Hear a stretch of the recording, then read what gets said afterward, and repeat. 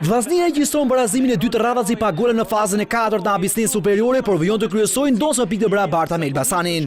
Ekuilibri në Loro Buriçi kundër Dinamos nuk ka kënaqur trajnerin Edi Martini, që për të Sport teksuese Shkodran dëshirojnë 3 pikë ndaj kryeqytetasve. Kishim hyrë ndeshje me thënë drejt me fitu ndeshjen. Barazimi i djeshëm na nepte pak favore sepse ne kërkojmë që të shkutena nga vendi i dytë. Kështu që nuk u mundu më rujt. Pavarësisht se Dinamoja lujti mirë, nuk lujti keq, por ne kishim 61% kontrollin e topit, kishim rastet tona. Pa Dinamo kishte në pjesën e parë, kishte raste e veta, gjithsesi u do të më fitu kjo ndeshje, nuk arritëm.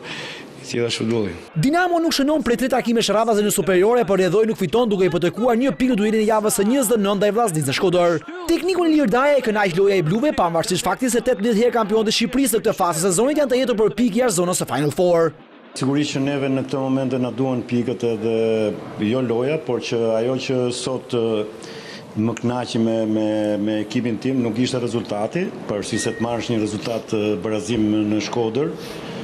Nuk është rezultat i keq, por për vetë pikët e munguara dhe fitoret e munguara, neve edhe nga mënyra e lojës po të shikoni që jo vetëm lojtarët që startuan në 11-ën e parë, që na ka munguar këto javë, por edhe lojtarët që u futën nga bankina ishin të gjithë në maksimum.